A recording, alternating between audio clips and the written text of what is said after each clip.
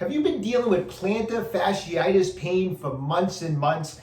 You've been to the doctors, they've done cortisone shots, you've been to physical therapy, they've worked on your foot, and the best you're getting is maybe some temporary relief, but the pain just keeps coming back and you just can't get rid of it. Well, chances are they're treating the pain and the symptoms of the problem and they're not treating the cause. So in today's video, I'm going to show you how to get rid of this plantar fasciitis pain forever.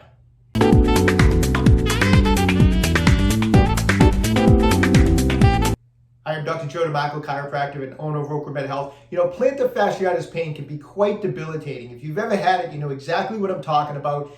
You get out of bed in the morning, you put that foot down on the ground, and it can send you through the roof. It is very uncomfortable. I have people literally just that are limping into my office with plantar fasciitis pain, and it's a lot of times the same story. This thing has been going on for months and months and months. They've had, like I mentioned a second ago, they've had all the conventional treatment.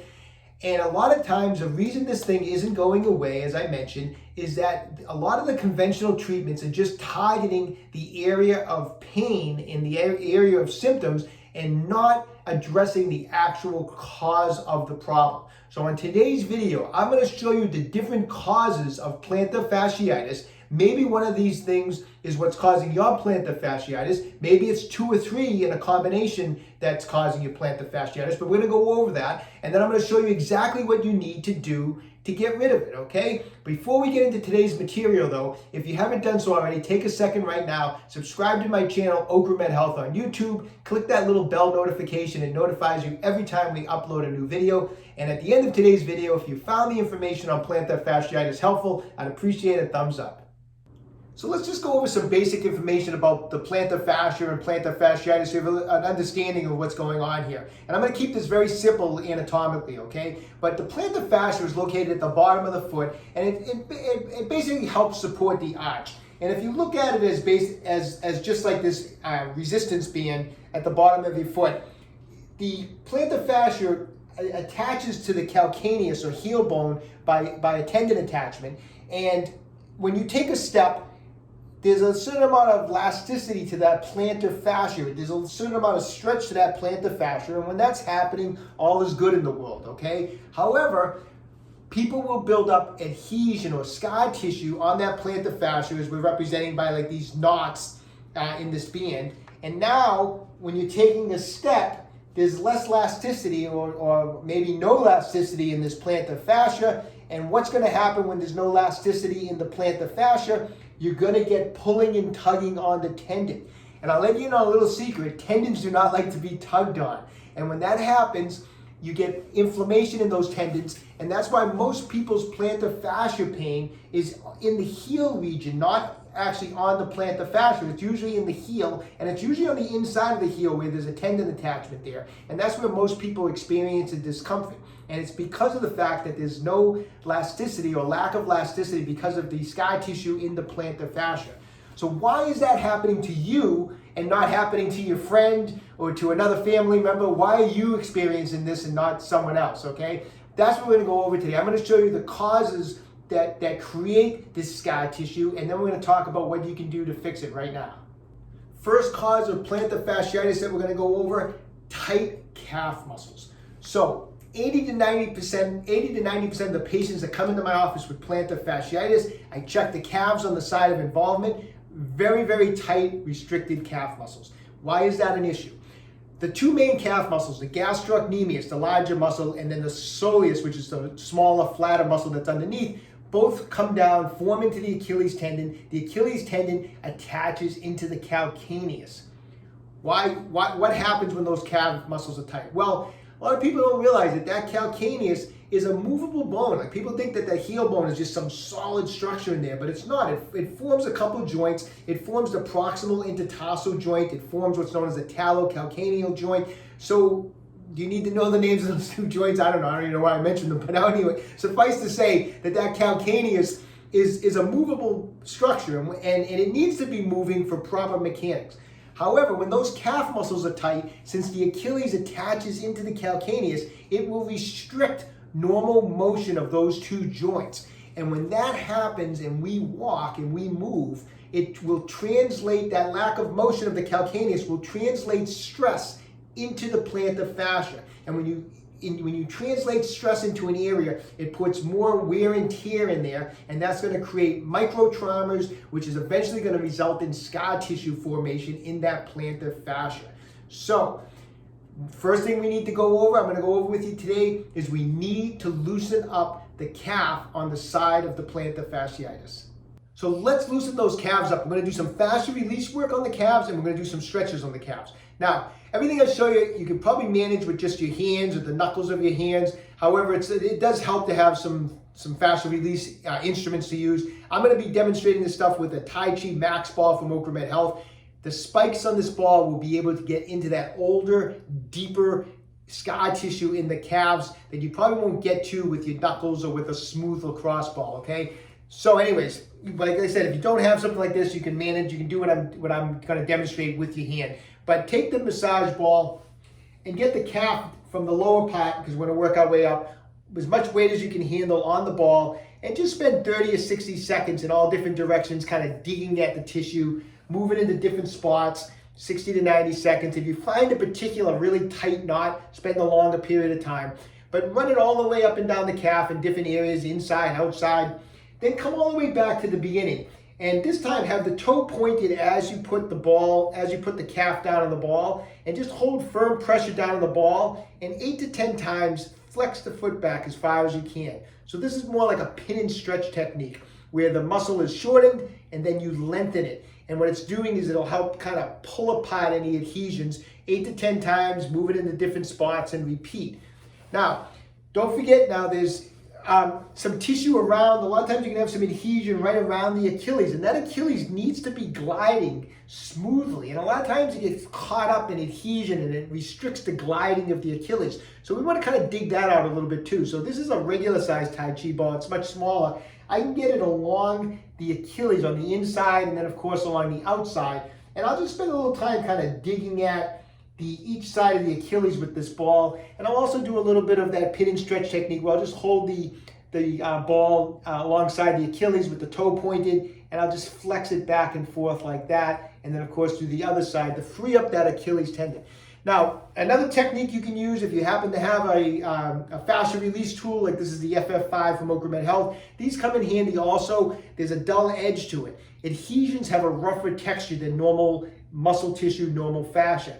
And so that rough tissue will catch the edge of these instruments, and then what you do is you just basically glide this instrument up the calf, all different areas, the middle, the inside, and just glide it up with as much firm pressure as you can handle. And this is like, it basically breaks up the adhesions like peeling layers off of an onion. It's very effective. And once again, you can also do it with the toe pointed, and as you pull it up, flex the toe back. So just another technique you can use. I just want to show you some different variety of different ways you can loosen up the calf doing some fascia release work. After you spend a few minutes doing some fascia release work, you want to stretch out the calves.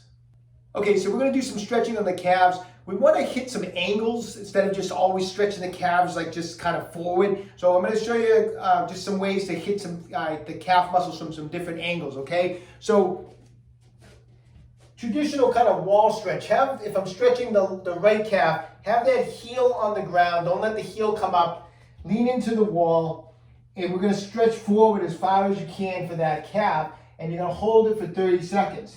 Then what you're going to do is come up, and I want you to step across with the other foot, and then lean forward again. But now we have a different angle on that calf. Keep the back foot nice and flat on the floor, stretch forward, but now you're going to stretch across also like this. And we're going to hold that for 30 seconds. Then take a step out in the opposite direction.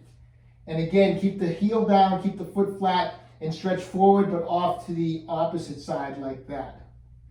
Then you're going to start from the beginning again. And this time, as you do the stretch, I want a little bend in the knee. So now do the same stretch, have the knee bent a little bit. It hits a little different area of the calf. Bend the knee, stretch forward for 30 seconds. Keep the knee bent, and again, cross over. The knee is bent. Keep that foot on nice and flat on the floor.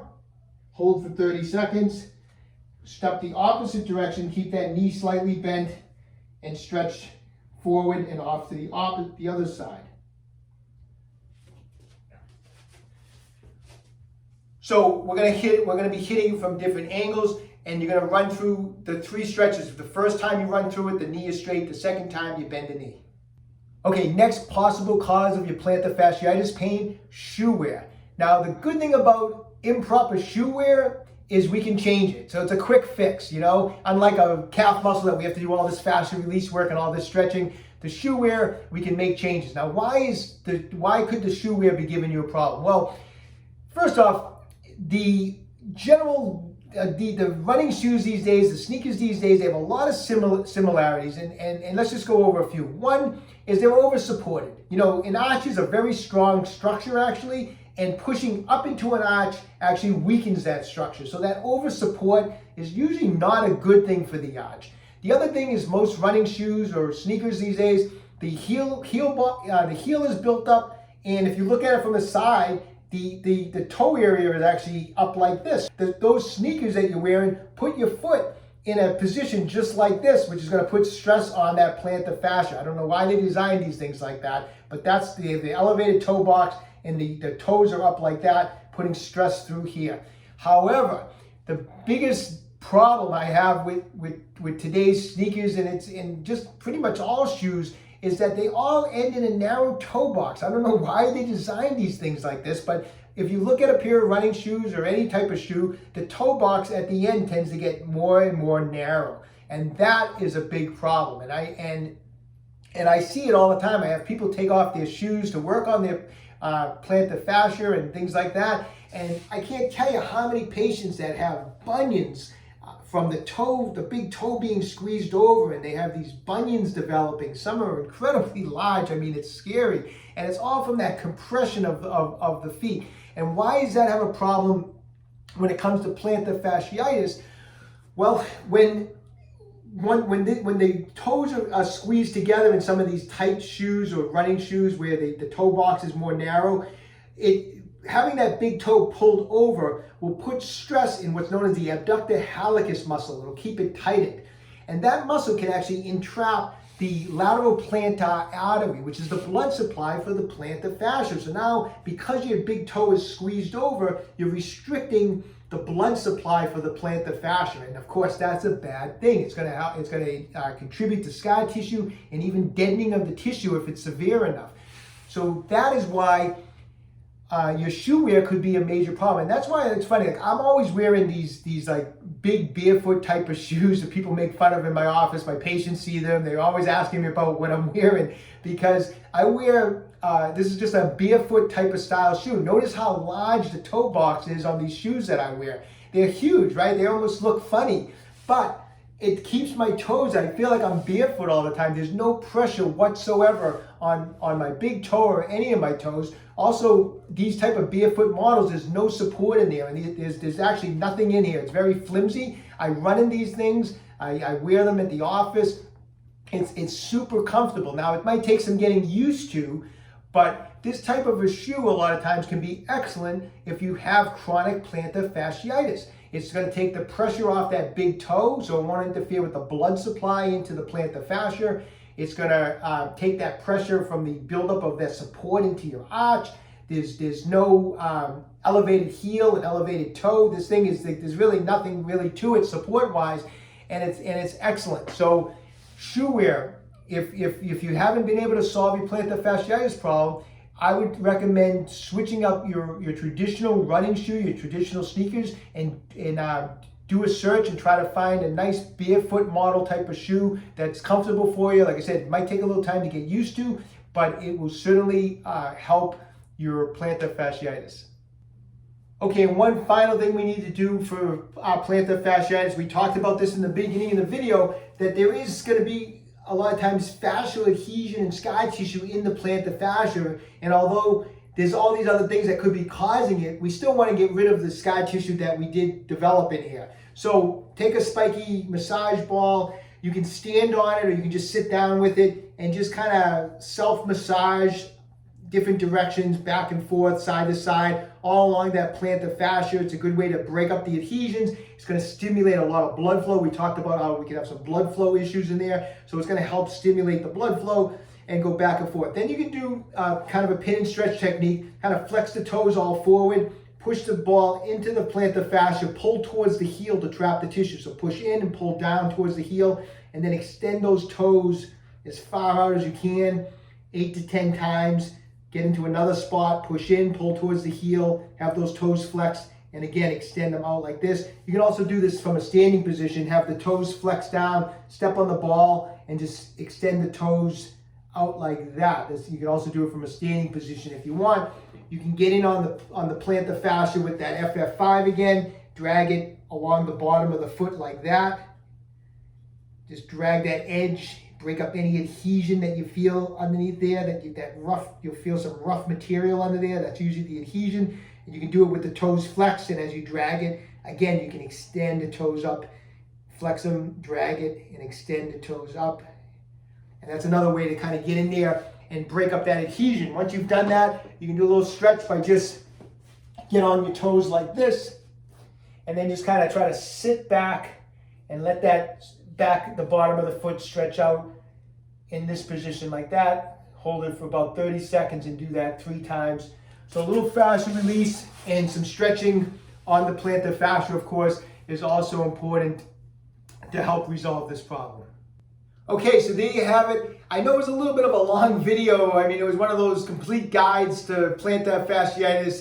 Basically everything you wanted and maybe didn't want to know about plantar fasciitis we covered today. So I'm sorry it was a little bit of a long video, but it was a lot of information. Get working on it. Of course, plantar fasciitis is not something that's going to go away overnight. So start working all those techniques. See if you can kind of hone in on what might be your actual cause. I would just start working though all the stuff that we went over today. Check out your shoe wear. Maybe your shoe wear is a problem, but see how it goes for the next 4 to 6 weeks using all those different techniques. Leave me a comment in the comment section down below. I would love to know if these techniques have helped you. I hope they do. Best of luck to everybody. Hope your plantar fasciitis finally goes away. Hey, if you haven't done so already, take a moment right now. Visit my website, www.OcraMedHealth.com. We have a full line of fascia release products in stock. The Tai Chi balls and the FF5 that we used in today's video is in stock and available. If you haven't done so already, take a moment right now. Subscribe to my channel, OcraMed Health on YouTube. Questions about exercise or injuries, just leave a comment in the comment section down below. I do the best I can to get back to everybody. And don't forget, OcraMed Health is here to keep you fit forever.